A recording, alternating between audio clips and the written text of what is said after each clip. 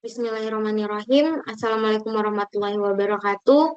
Shalom, Om Swastiastu, Namo Buddhaya, Salam Kebajikan. Perkenalkan, nama saya Rizkatul Fadilah Daulay dengan NIM 2023-31060. Di sini saya akan mempresentasikan tugas UAS dari mata kuliah Interaksi Manusia dan Komputer. Baiklah, di sini pada soal nomor 1, untuk studi kasus nomor 1, gambarkan denah ruangan dan jelaskan hubungan dengan aturan ergonomi dengan lingkungannya, piranti input, proses, dan output yang sesuai. Baiklah, di sini ada gambar sebuah ruangan. Gambar ini berhubungan dengan tugas interaksi manusia dengan komputer, tugas kelima. Baiklah, di sini saya akan menjelaskan sedikit mengenai gambar ini. Di sini ada satu ruangan, kemudian di dalam ruangan ini memiliki satu pintu, dan sebelah kiri ada jendela, kemudian ruangan ini juga memiliki 4 lampu untuk pencahayaannya. Di sini ada AC, kemudian di sini ada juga WiFi untuk internet. Dan di sini disediakan juga dispenser, kemudian ada meja dan gelasnya. Kemudian di sini juga ada 2 meja, yang masing-masing meja juga memiliki 4 kursi. Kemudian di atas masing-masing meja juga disediakan komputer. Nah, baiklah, di sini saya akan menjelaskan sedikit mengenai pengertian dari ergonomi. Ergonomi ini adalah ilmu yang berfokus pada penyesuaian lingkungan kerja, alat, dan tugas agar sesuai dengan kemampuan dan keterbatasan manusia. Tujuannya adalah untuk membuat pekerjaan atau aktivitas lebih nyaman, aman, dan efisien. Dengan memperhatikan aspek-aspek seperti postur tubuh, gerakan, dan beban kerja.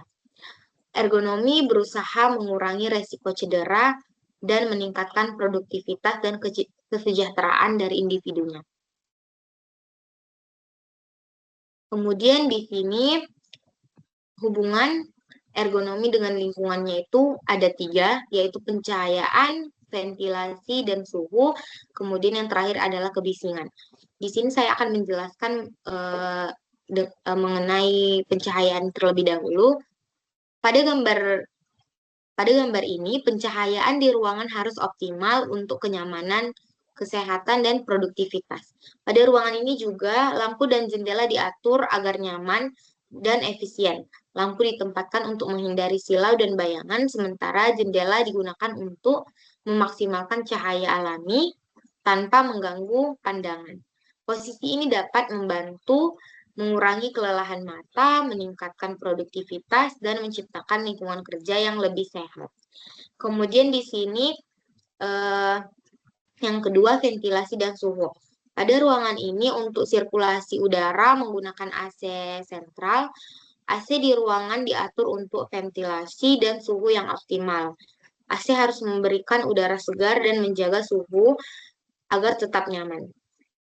Kemudian menghindari panas atau dingin yang berlebih. Pengaturan ini juga meningkatkan kenyamanan, kesehatan, dan produktivitas pekerja. Dan yang terakhir yaitu mengenai kebisingan.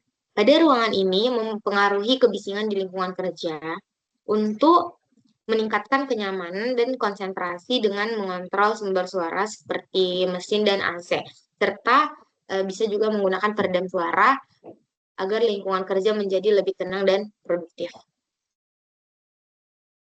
Kemudian di sini ada hubungan ergonomi dengan piranti input. Yang pertama yaitu komputer.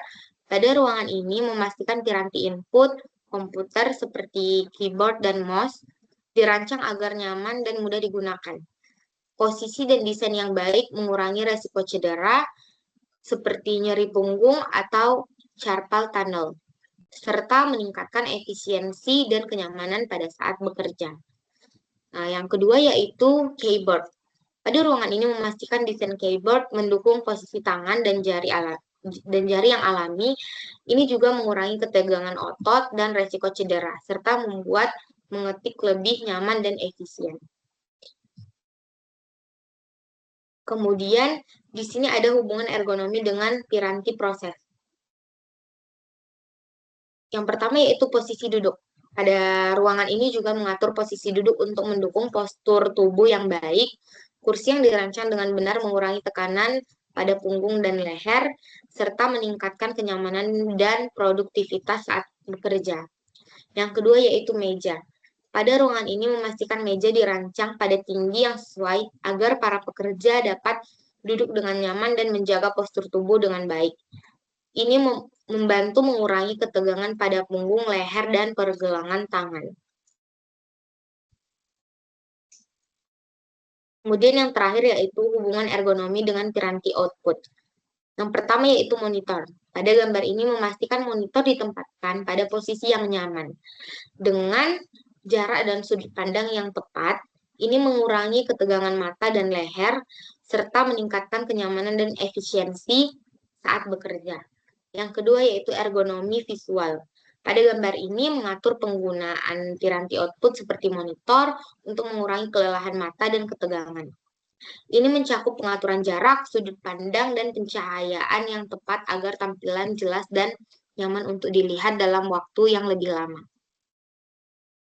Kemudian pada soal nomor 2 ini, untuk studi kasus nomor 2, gambarkan interface dan jelaskan keterkaitannya dengan aturan ragam dialog interaksi manusia dan komputer.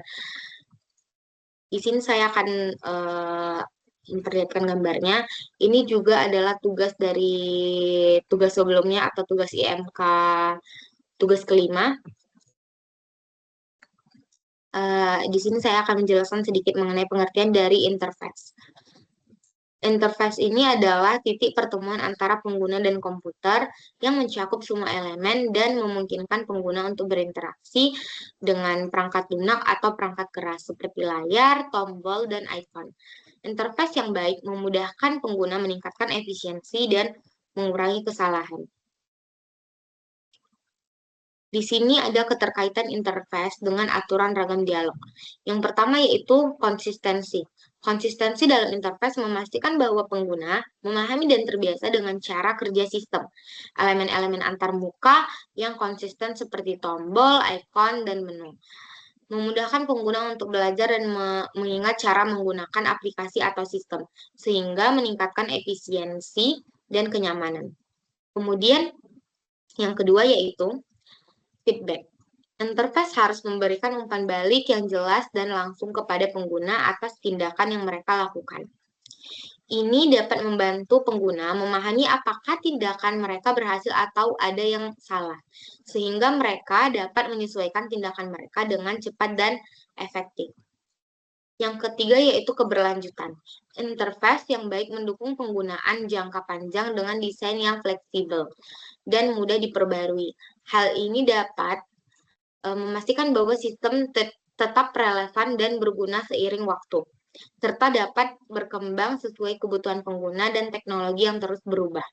Dan yang terakhir yaitu kejelasan. Interface yang jelas membantu pengguna memahami fungsi dan informasi yang disajikan tanpa kebingungan, memastikan interaksi yang efisien dan mengurangi kesalahan pengguna. Baiklah, mungkin cukup sekian yang bisa saya jelaskan. Saya akhiri dengan salam. Assalamualaikum warahmatullahi wabarakatuh.